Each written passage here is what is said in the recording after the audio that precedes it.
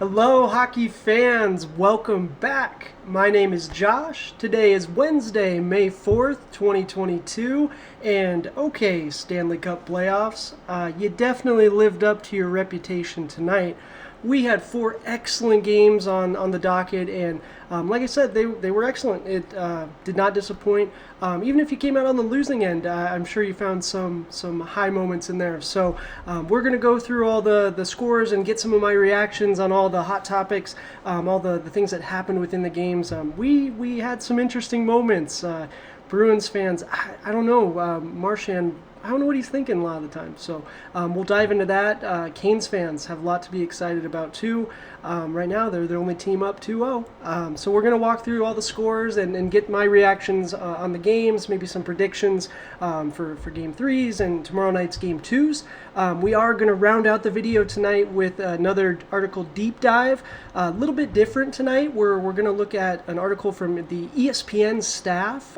They put out a top 50 players in the Stanley Cup Playoffs. So we're gonna take a look at those. I took a gander at their top 5 and kind of chuckled a little bit, was taken aback at some of them. So I'm excited to get your guys' take on those too.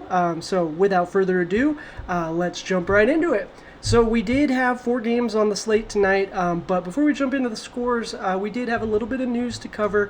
The Devils did fire assistant coach Mark Recchi, and they did not renew Elaine Nasreddine. So, cleaning house a little bit. I think that was the headline on ESPN.com. But that's okay, kind of expected, right? Devils fans. Tough year for you guys. Had some good momentum early in the year, middle of the year with Hughes. Man, he was firing on all cylinders. He looked great. Jasper Bratt looked great too. Nico Hirsch. Man, they got some pieces. Let's just say that. So future is bright, I think, for Devils fans if you can get some steady goaltending. I think you'll be okay.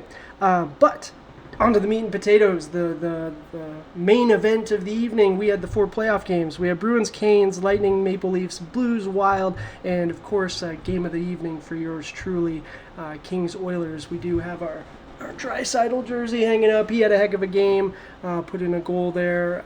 But yeah, 6-0. Go Oilers. We did great tonight. We were humming on all cylinders. Kings, I don't know what happened tonight.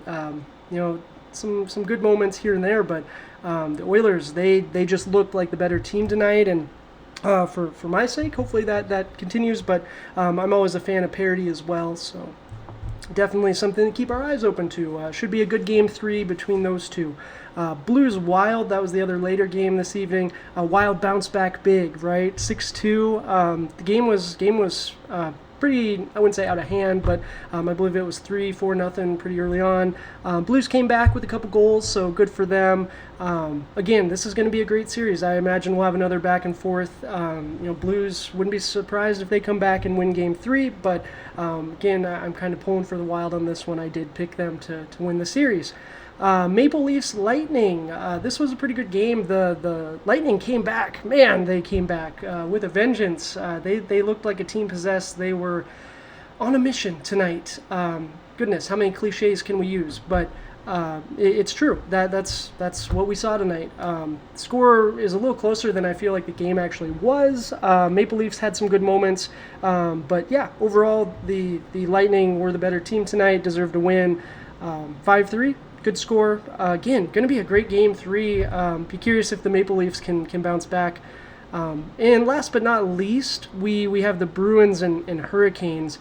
This game, scoreline not very close, but I think the talk of the evening is going to be the new goaltender for the Hurricanes after Raanta had to leave the game very early on. Pasternak, very inauspicious hit.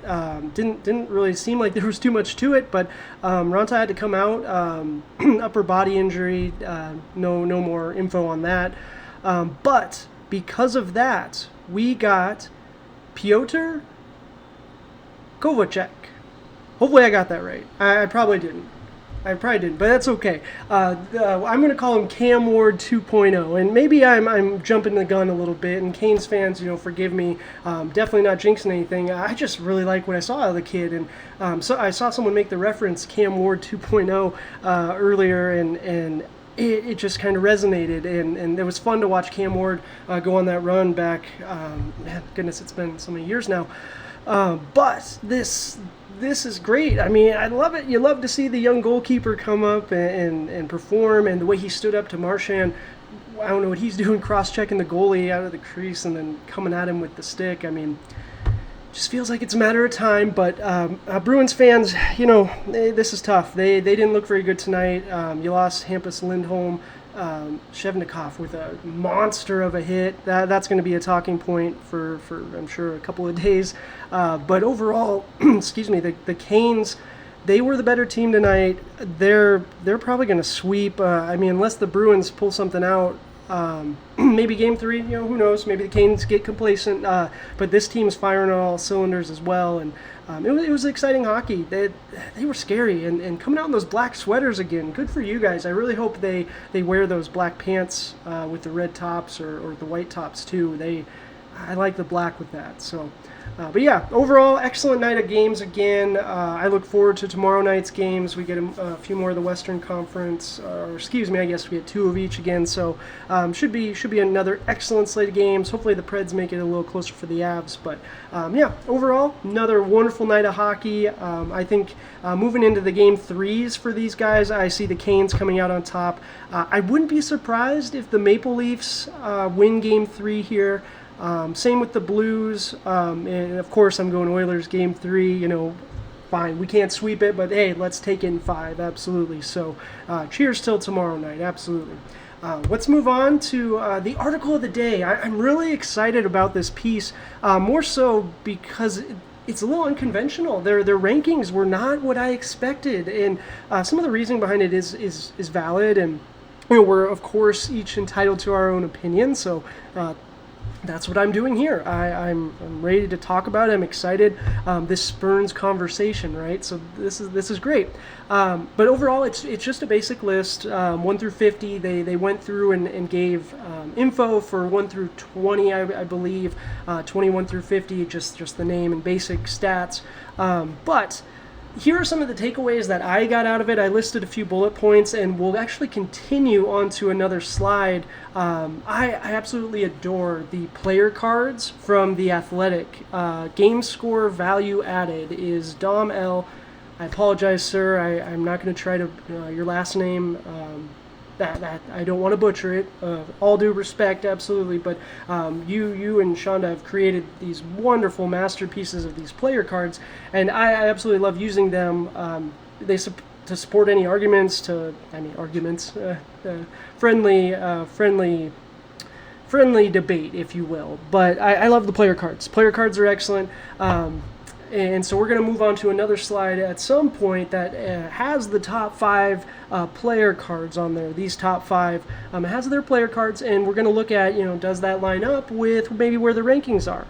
So just off the top of my head here, we're looking at McDavid at number 5. That's feels like a crime. We'll see if the numbers support that.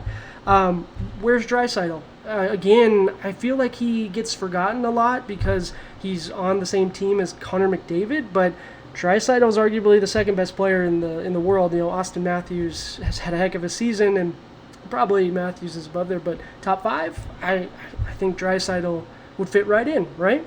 Now, is this too high for Cale Makar? They slotted him at number 2, and I'm a huge Cale Makar fan. I mean, his jerseys, we got him hanging up right here, right? I love Cale Makar, and what he has brought to the NHL is just incredible. His speed, his stick handling. He's also an excellent defender. This year has just been a really strong year, and do I say it? Norris Trophy winner? I mean, Yossi needs to do something in these playoffs, absolutely. But defenseman, is that too high? We have McKinnon at 3, Barkov at 4, and then McDavid at 5. Barkov, I mean, no disrespect. He's an excellent player, two-way, probably the best defensive forward in the league. He's excellent, but number 4 out of all these excellent players, I'm not sure. And after the game one loss to the Caps, they even point out his playoff struggles. So it's interesting. That's probably my big question mark on it. And also Igor at 20, dude made 79 saves last night. I know that's not in consideration when they're putting this together prior to the playoffs, but man, 20. I think Vasi was maybe 6 or something like that. So. Nah, I mean, Igor is just, he's kind of carried the Rangers this year. I think 20 is a little bit of a crime. And last night, it wasn't his fault they lost. And goodness, 3 OTs? So, let's move on to the player cards. So, for those not familiar, these are from The Athletic. And Dom and Shayna, excuse me, goodness, I apologize, Shayna, put together these wonderful cards, and they just do a great job of demonstrating a player's value to the team. As it states here, the game score value added uses the game score concept, but with the player's stats over the past 3 seasons, and it is translated into wins. I think that's very important. It also includes adjustments for usage, the player's teammates in 5-on-5 play, and the player's opponents in 5-on-5 play. So we're taking everything into account, right? And we're taking not just a small sample size, but a longer period. So with that in mind, these are the player cards for the end of the season, for the regular season for these players. And just looking at a quick glance, we see Matthews with a 6.7, Cale Makar with a 5.1, Nathan MacKinnon 5.0, Alexander Barkov 4.4, and Connor McDavid 5.9. So if we look back at that ESPN list, we had Matthews at number 1, which at 6.7, yeah, he is clearly number 1. He's almost a full point ahead of McDavid in this regard, which is absolutely crazy to think about. And I should have pulled Draisaitl's as well just to take a gander. I should know that off the top of my head. Apologies. But so Matthews number 1. Okay, I agree with that. Makar sitting there at 5.1 at number 2. That does stand out, right? McKinnon at 5. Yeah, Barkov at 4.4 and Connor McDavid at 5.9. So just based on the numbers, McDavid should be second. He should be number 2. I wouldn't have any qualms if I saw this list and he was number 2 on it. Not at all. Makar at 5.1. Okay, he can be 3 then. And McKinnon 4, Barkov 5. Barkov, I don't think he would slot in the top 5 if you were taking those other players' cards into account. But again, the impact he has on that team, the defensive impact, it's tough, but it's illustrated right here, and it's interesting to see that the numbers defensively were not, standing out. Matthews was well above Barkov. McKinnon was even above Barkov. McDavid, a little below. So Barkov didn't necessarily live up to his standards for this season either. But overall, the staff over at ESPN, we got a lot of excellent writers over there, and it was really neat to see the list they put together. Do I agree with it? Nah, maybe not. But overall, it's a great list, and everyone's entitled to their opinion, and it's fun getting to talk about it and to get to introduce the player cards to you guys. We're going to see these a lot more. If you do enjoy using them already, I'm sure you can share in my joy. But this was a wonderful article. We had another excellent night of hockey, so I couldn't have asked for more. Oilers, big win, on to Game 3. I'm excited for tomorrow night's games. We got the Avs, Preds, Stars, Flames, the other 2 Eastern Conference games as well. So should be another exciting evening. I hope you'll tune in and join me. If you enjoyed the video, please like and subscribe. You can always come find me over on Twitter. Follow me over there at the HockeyFlow22. We're always talking hockey with someone. So until next time, cheers.